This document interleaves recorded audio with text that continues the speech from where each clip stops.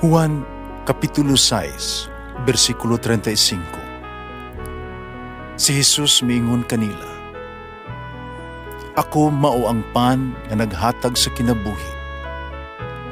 Ang muari kanako dili nagayod gutomon, ug ang mutuo kanako dili nagayod uhawon." Ang mga puno Pan sa kinabuhi. maglikon unta sa mong pagtuo ug gagakabi sa pagtuman sa imong mahal nga kasuguan. Ang ginumanaakan ninyo. Santos ng Ebanghelyo sumala ni San Lucas. Nakita ni Jesus ang mga dato nga naghulog sila mga gasa sa panulilan sa templo.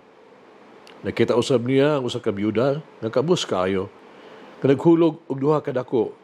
Umiingon si Jesus, "Sultihan ko kamo nga kining kabus nga byuda labaw gayod nga kahatag kay kanilang tanan. Kaya ang uban naghalad man sa ilahang mga gasa na sobra na sa ilahang kabahandi. Apan siya, bisan pa sa iyang kakabus, mihatag sa tanan nga iyang ikabuhian." Ang Ebanghelyo sa Ginoo. Pasalamati ang Ginoo kay siya maayo, ang iyang gugma mulungtad hangtod sa kahangturan. Pasalamati ang Diyos sa tanang mga Diyos, ang iyang gugma malungtaron. Pasalamati ang Ginoo sa mga Ginoo, ang iyang gugma malungtaron.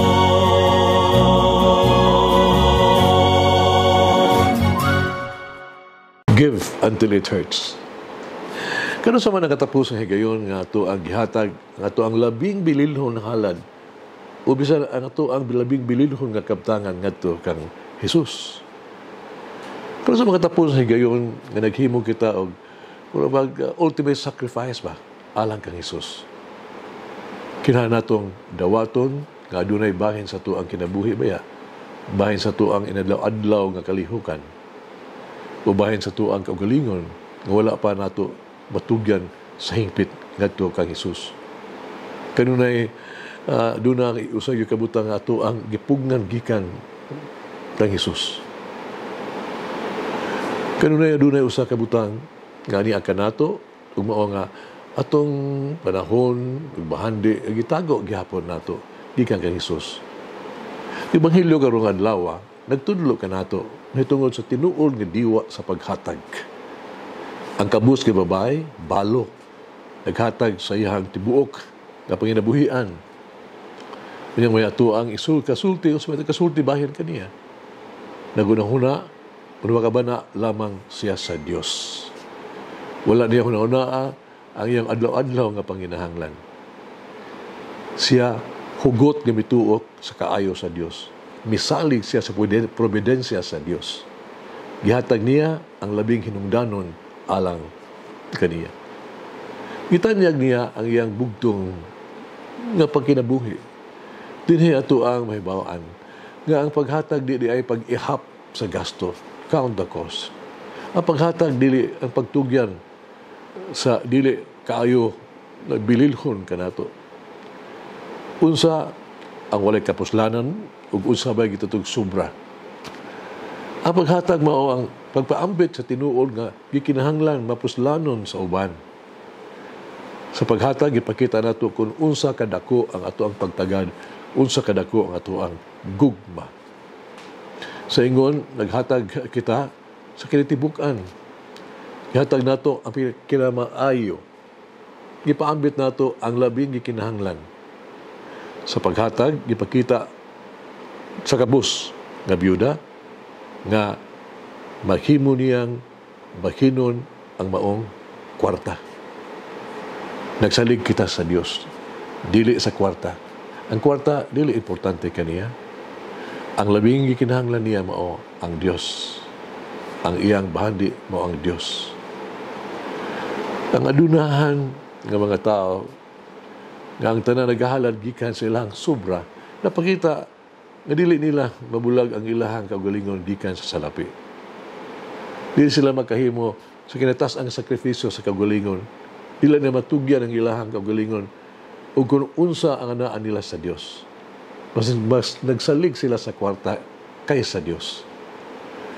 Mas binilhon nila ang kwarta kaysa Dios. Ang adunahan ng mga tao sa Ebanghelyo karong naghatag sa wala gikinahanglan. Ipaambit nila kung unsa ang sobra. Gitanyag nila ang dili nila gusto ug walay na bili alang kanila, walay na gamit. Ang tinuod nga paghatag mao ang pagpaambit sa usay atong labing bililhon, no? Na wala gyud reservasyon, wala kondisyon. Ang dili hinakog nga paghatag mao ang paghatag hangtod nga kini masakit. Give until it hurts. Pabita adunay maxim nga nag-ingon, no? Paghatag nga walay gugma pero imposible usab nga kung ikaw na gugma nga dili ka mohatag. So ginanong kini sa yugtos kinabuhi ni Santa Teresa de Avila, nahimo niya dagkong mga butang sa gagmay nga pamaagi. Usa may hinungdan. Katumo iyang dakong pagsalig sa Dios. Gusto niya nga matukod ang usa ka dako kay orphanage, no? Hanggang mayraman ang iyang kwarta. Gani, no? Tulo ramang ka shilling kuno pila ra gina nga iyang naa kaniya nabatunan. Hindi na siya sa iyang mga higala nga naghulat pa, nga nagtigong pa. Apan si Santa Teresa masaligon, siya misulti kanila sa tulo ka shilling lang, tulo ka salapi, si Teresa walay mahimo. Panuban sa Dios ang tulo ka lang ka salapi, walay bisan unsa nga si Teresa dili makahimo. Hagis kay buhi. Unsa man kadako, no? Og sakripisyo. Kinutuban sa sakripisyo na andam natong ihatag para sa Dios. Mag-ampo kita. Magagahom nga Dios ang maluluyon nga amahan. Salamat ako kanimo sa imong pagkamaghihatagon. Salamat ako sa imong kaayo. Sa imong tabang ug panalangin, wala ako magkulang. Dili ako gusto, gihatag mo nimo ako ang kinahanglan. Gitubag nimo ako ang mga pag-ampo. Gihatagan ko nimo kung unsa ang akong gikinahanglan. Uban sa imong giya o grasya, tuguti ako sa pagpaambit sa imong mga gasa ngadto sa uban. Tuguti ako sa pagtabang. Tuguti ako sa pagtanyag o magbuhat alang kanila. Magagahom nga Dios, maingon po ang uron nga amahan. Salamat ako kanimo sa imong kaayo. Giday ko ikaw sa imong pag-alagad. Gihimaya ko ikaw. Amen. Oh Mary, help me to be poor in spirit. Lagi na ang Diyos magagahom sa tanan. Amahan, Anak, Espiritu Santo. Amen. May the Lord of the divine mercy bless us all. Heal us from all diseases and suffering. Ayun unta niya kita. Tanang mga sakit na sa lawas o sa kalag, body and soul. In the name of the Father, the Son, and of the Holy Spirit. Jesus, I trust in you. Amen.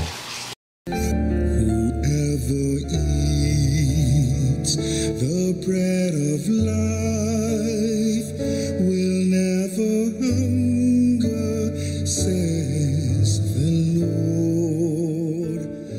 Kay galaan inyong nabati ang pagpaambit ug hamubong pamalandong sa pulong sa Dios pinaagi sa tulumanon. Pan sa kinabuhi nga gidumala ni Monsignor Daddy Silva. Hangtod na usab sa sunod higayon, daghang salamat.